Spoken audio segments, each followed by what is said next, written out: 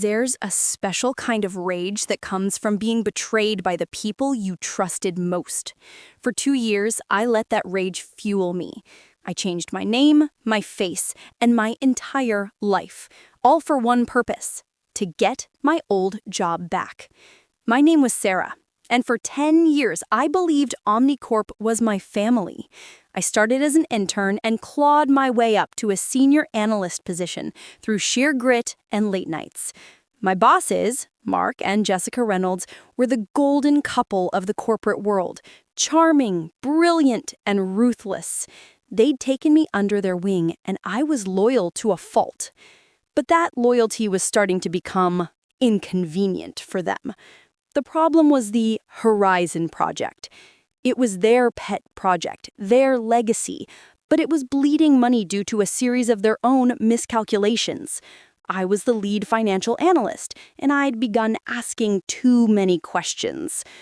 I'd prepared a private report for them, outlining the financial black holes and suggesting corrective actions that would have saved the project, but would have publicly exposed their poor planning. I saw the shift in their eyes during that meeting. Where there was once mentorship, there was now cold calculation.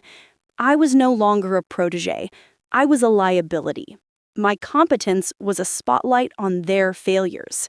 Jessica had even joked, nervously, "Try not to be quite so thorough, Sarah. You're making the rest of us look bad." I'd laughed it off, but the warning was there. A week later, Mark called me into his office. "Sarah, we have a sensitive task. We need to channel some of the Horizon capital through a temporary holding account. Call it Alpha. It's for a confidential marketing blitz. Top secret. We need you to authorize the transfers. Your discretion is paramount." I trusted him. That was my mistake. 3 days before the product launch, the internal auditors descended. The Alpha account wasn't for marketing. It was a slush fund designed to cover their multi-million-dollar mistakes. The evidence was a digital trail, and it led directly to my login credentials, my digital signatures on the forged documents they had prepared. I was called into a sterile conference room. Mark, Jessica, and the head of security were there. Mark's face was a mask of profound disappointment. "Sarah, we're shocked," he began, his voice heavy. "We gave you everything, a promotion, a bonus, and this is how you repay our faith? We knew you felt pressured to make Horizon look successful, but embezzlement?" I was speechless. "Mark, you told me it was for—" "I told you to be ethical," he interrupted, slamming his hand on the table. "I never thought you'd steal from the company to cover up your own flawed projections. We should have seen the ambition was too much for you." Jessica looked at me with cold, pitying eyes. "You were so hungry to succeed, Sarah. We should have reined you in. Now we have to make an example for the sake of the company." The truth hit me like a physical blow. It wasn't just about covering their tracks. It was about silencing me. I was the one person who knew the project was failing, and my intelligence and integrity made me a threat. By framing me, they eliminated that threat, covered their failures, and came out looking like vigilant leaders who had caught a cunning thief. I was fired on the spot, escorted out of the building like a criminal in front of all my colleagues. The news hit the industry wires before I even reached my car. Omnicorp's star analyst turns embezzler, say shocked CEOs. My reputation, my career, my life, all of it was ash. As I stood on the sidewalk, watching the glass tower that had been my second home, the shock melted into a cold, hard fury. They hadn't just thrown away a loyal employee. They had sacrificed me to save their own skins because my success had begun to highlight their failure. They had no idea they'd just created their most dedicated and dangerous enemy. The world after Omnicorp was a monochrome wasteland. The first few weeks were a blur of shock and humiliation. I couldn't get out of bed. The image of my colleagues' stares, a mix of pity and morbid curiosity, played on a loop behind my eyelids. My phone, once a constant stream of emails and messages, was terrifyingly silent. The few friends I reached out to from work offered awkward, non-committal condolences before fading away. The Reynolds narrative was too powerful, too complete. I was toxic. With my final paycheck and a meager severance that felt like hush money, I rented a studio apartment in a part of the city I'd only ever driven through. The walls were thin, the pipes groaned, and the constant sirens were my new lullaby. I sold my professional wardrobe for a pittance at a consignment store and lived on a diet of rice and beans. The worst part wasn't the poverty. It was the silence, the erasure. I had to become someone else. The name Sarah Miller was a brand seared with the mark of a thief. At the courthouse, surrounded by people finalizing divorces and filing small claims, I legally changed my name. Kate Jones. It was plain, unremarkable, and held no history. Saying it aloud for the first time felt like shedding a skin, but the skeleton of who I was, the betrayed, the furious, remained. I took a job as a night shift data entry clerk at a medical billing company. The work was soul-crushingly monotonous, inputting endless strings of codes and patient numbers into a glowing green-on-black screen. But it was there, in the sterile, fluorescent-lit silence of the 2 a.m. shift, that my plan began to form. The software they used was archaic, full of vulnerabilities. I started tinkering, not to cause harm, but to understand. I taught myself Python, then SQL, then the fundamentals of network security, using free online resources and library books. I was rebuilding my mind, forging a new kind of weapon from the shattered pieces of my old career. It was in a hidden, encrypted forum for ethical hackers that I found Leo. His username was Cerberus, and he had a reputation for being a digital ghost who enjoyed dismantling corporate arrogance. I created a throwaway account and, with trembling fingers, typed out my story over several days, omitting only the names. I called it the Omnicorp problem. His response was immediate and direct. Classic move. They always target the competent ones. The incompetent are too much of a risk to promote, and the truly brilliant are the only ones who can expose the house of cards. You were a threat. What's the plan, Kate Jones? The plan. I hadn't fully formed it until that moment. The plan is to give them back their lie, wrapped in the truth, I typed back. I need to get inside. I need a new identity that can pass their checks. Leo became my digital sensei. Over encrypted chats that we purged daily, he guided me. Kate Jones needed a birth certificate, a social security number, a credit history. He didn't forge them from nothing. He taught me how to find the traces of people who had died young, ghosts, in the system, and build a legitimate, if morbid, identity upon their foundation. We created a work history for Kate, stints at tech startups that had flamed out, leaving no HR department to verify her employment. Leo fabricated glowing recommendation letters from former bosses who didn't exist, creating a web of digital references that would hold up under a standard background check. Kate Jones was a phantom, a meticulously crafted illusion. She was quiet, highly skilled financial systems specialist with a preference for remote work, a recluse recovering from a personal tragedy. She was perfect because she was designed to be invisible, to be overlooked. And that was exactly how I needed to get back into the lion's den. The 18 months of preparation felt like a second prison sentence, one of my own making. Every day was a discipline. The mind-numbing data entry job, the sleepless hours of study, the intense sessions with Leo. I was a soldier in a one-woman army, training for a war no one else knew was coming.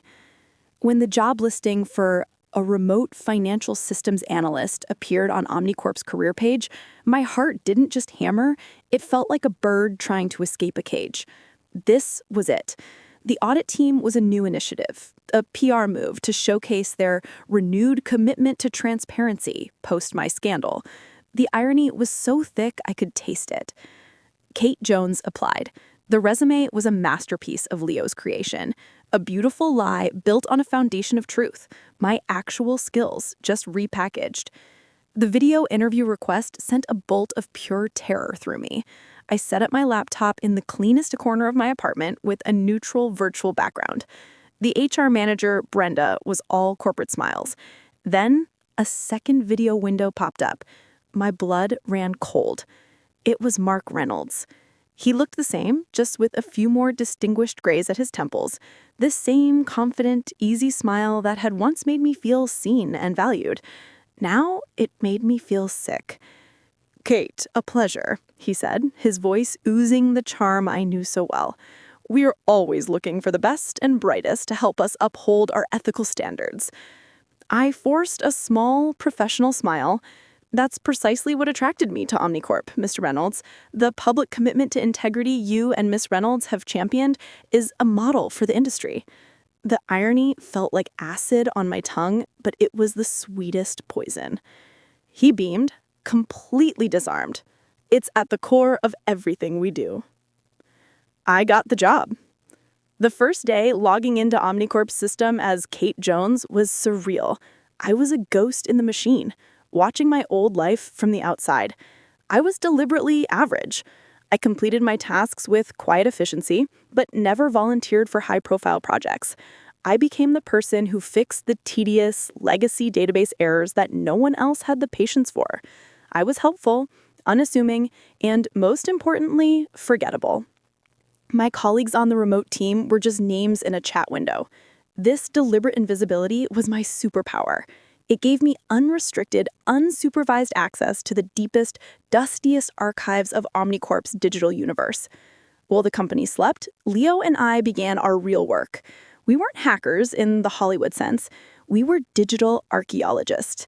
We used my legitimate admin-level access to find the files they thought were deleted, the server logs they thought were purged.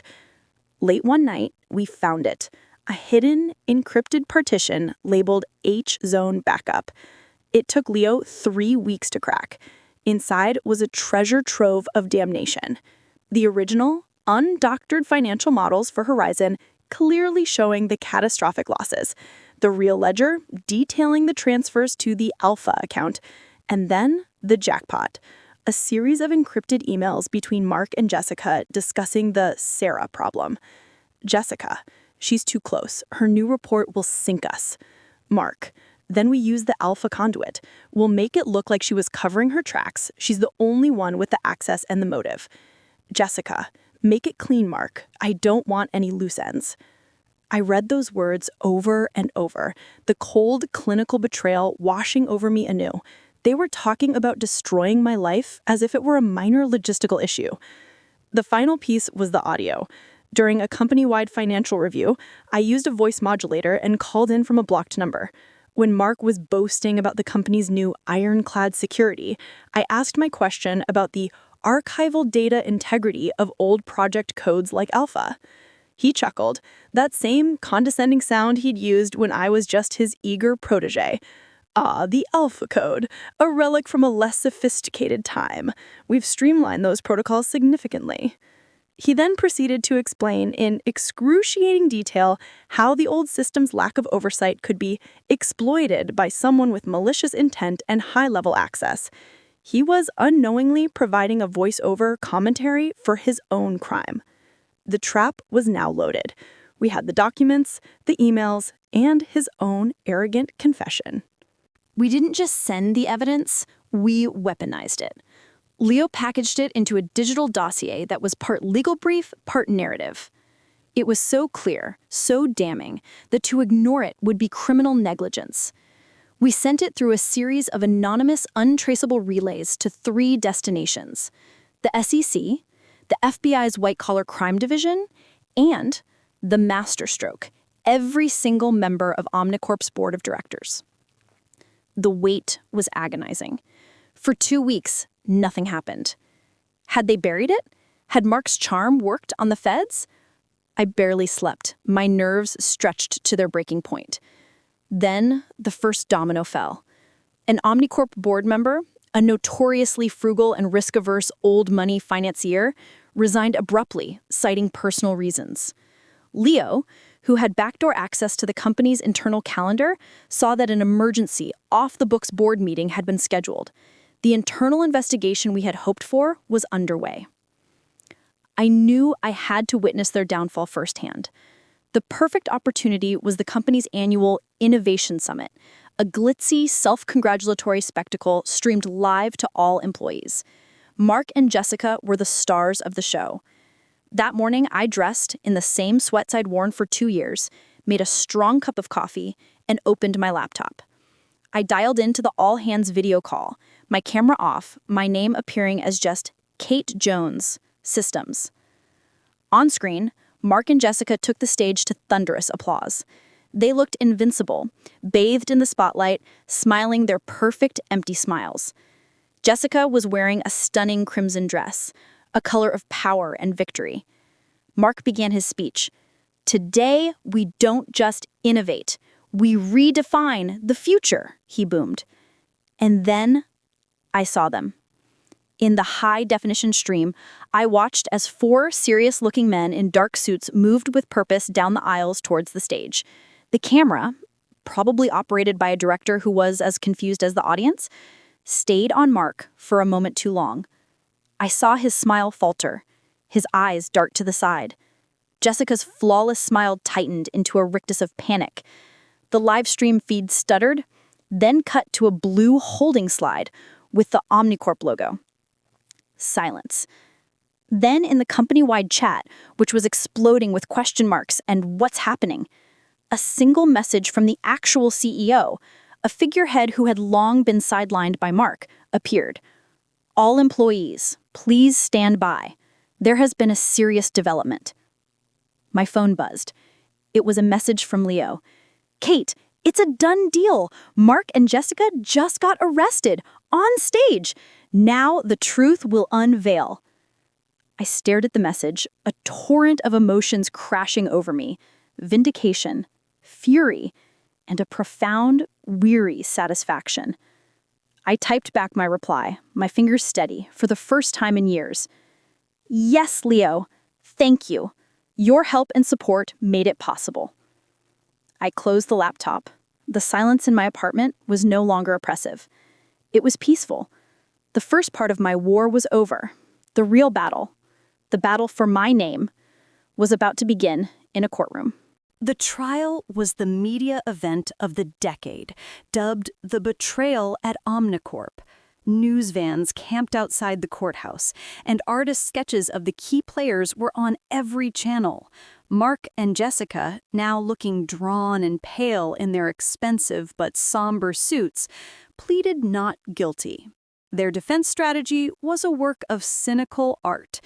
Since the evidence had been submitted by the mysterious Kate Jones, they attacked the Phantom. Their high-priced lawyer, a silver-haired barracuda named Mr. Thorne, painted a picture of a shadowy, bitter insider. "This Kate Jones is a coward, a specter in the machine," he thundered in his opening statement. "She is a disgruntled current employee, manipulating data and fabricating a fantasy to settle a secret, twisted score. This is not justice. It is a vendetta delivered from the shadows." The prosecution was methodical, presenting the irrefutable digital paper trail. They showed the jury the hidden server logs, the encrypted emails, the financial transfers.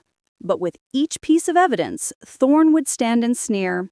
"And who provided this? The Phantom, the vengeful ghost." The tension in the room was a physical thing. The entire case hinged on the credibility of a woman no one had seen. The day I was called to the stand, a collective hush fell over the courtroom. I walked calmly down the aisle, a woman in a simple, well-tailored navy blue dress. I could feel the weight of hundreds of eyes on me, but I kept my gaze forward. I saw Mark and Jessica at the defense table. Jessica's eyes, sharp and assessing, scanned me and found nothing familiar. She dismissed me and looked away, rolling her eyes in disgust at this mere system specialist who dared inconvenience her. Mark, however, kept his head down, as if unable to face another reminder of his crimes. I took the oath and sat down. "Please state your name for the record," the prosecutor began. "My name is Kate Jones," I said, my voice clear and steady, carrying to the back of the room. I began my testimony, explaining my role and how I had stumbled upon the inconsistencies during routine data integrity checks. I was calm, precise, and factual, walking the jury through the digital evidence with a clarity that made it accessible. I was the calm, rational voice in the storm. Then it was Thorne's turn. He approached me like a predator, his smile cold.